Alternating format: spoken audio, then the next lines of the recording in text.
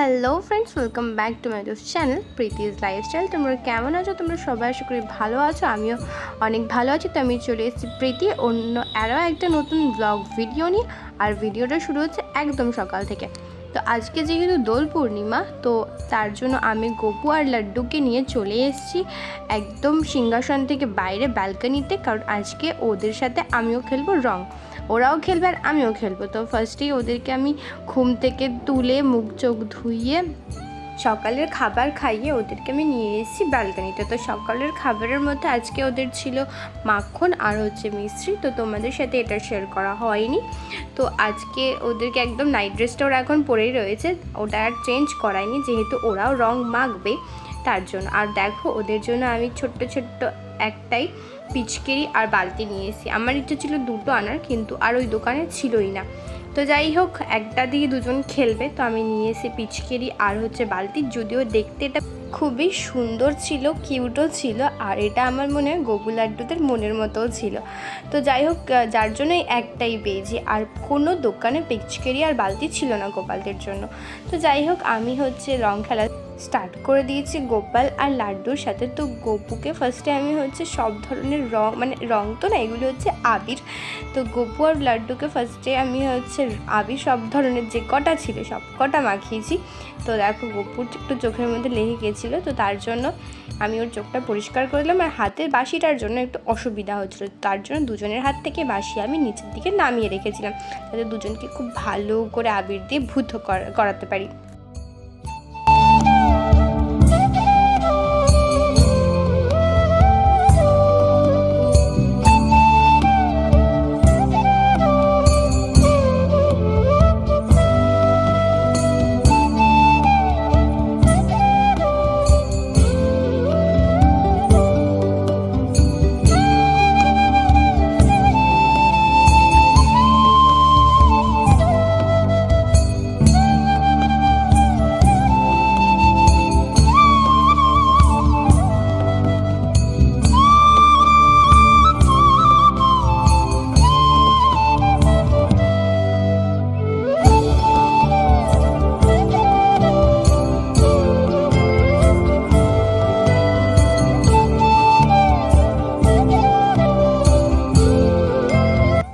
আমি ওদের পিচকারির বালতিতে যেই রঙটা গুলিয়ে দিয়েছিলাম ওদেরকে, তো সেইগুলো নিয়ে আজকে ওদের মাথাতেই ঢেলে দিলাম। কারণ আজকে যেহেতু সবাই এরকমভাবেই রং খেলবে, তো আমি ভাবলাম আজকে না হয় আমি ওদেরকে এরকমভাবেই রং মাখাই, পুরো ভূতের মতো।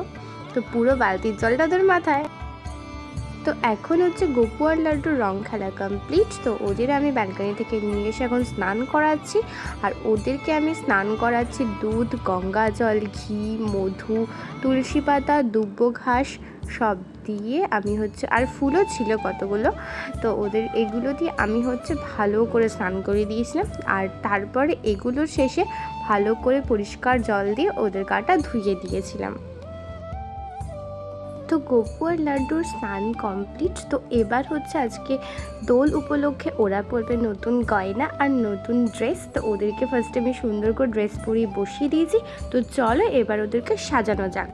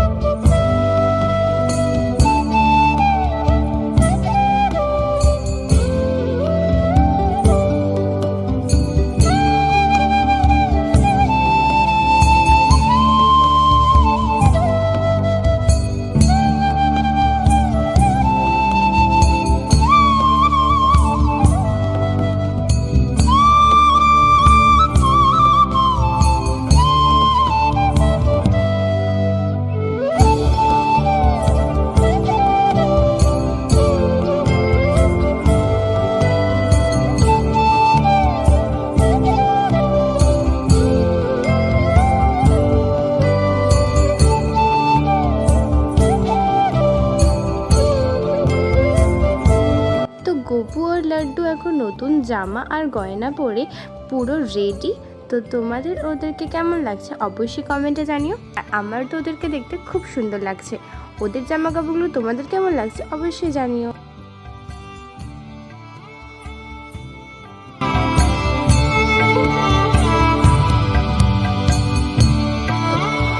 তো এখন দেখো গোপু আর লাড্ডুকে হচ্ছে ভোগ দেওয়া হয়েছে। তো তার মধ্যে রয়েছে, এটা হচ্ছে বাসন্তী পোলাও, আলুর দম, 7 রকমের ভাজা হয়েছিল, 5 রকম নয় 7 রকমের ভাজা হয়েছিল।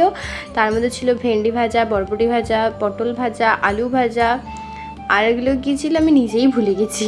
তো আরও অনেক ধরনের 7 রকমের ভাজা ছিল, আলুর দম ছিল, ফল ছিল, মিষ্টি ছিল, চাটনি, পায়েস, এগুলো ছিল আজকে গোপু আর লাড্ডুর দুপুরের খাবার। তো আমার তো যেহেতু আমিও আজকে সকাল থেকে উপোস করেছিলাম, তো বলতে গিয়ে আমারও খিদে পেয়ে যাচ্ছিলো। তো প্রত্যেক দোল পূর্ণিমায় বা জন্মাষ্টমীতে আমি এই পাঁচালিটা পড়ি। এটা গোপালদের অষ্টতর শতনামের পাঁচালি। তো এটা আমি প্রত্যেক গোপালের পুজোতেই পড়ি। তো এইখানেও সেম আমি পাঁচালিটা এখন পড়ে নিচ্ছি।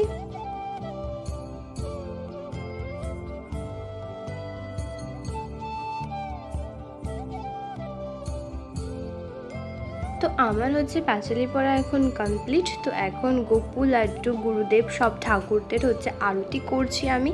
তো আরতির শেষে গোপু লাড্ডুরা খাবে, আর খাওয়ার পর তারপর আমরা খাবো প্রসাদ। তো আজকের জন্য টাটা, দেখা হচ্ছে নতুন একটা ভিডিওতে।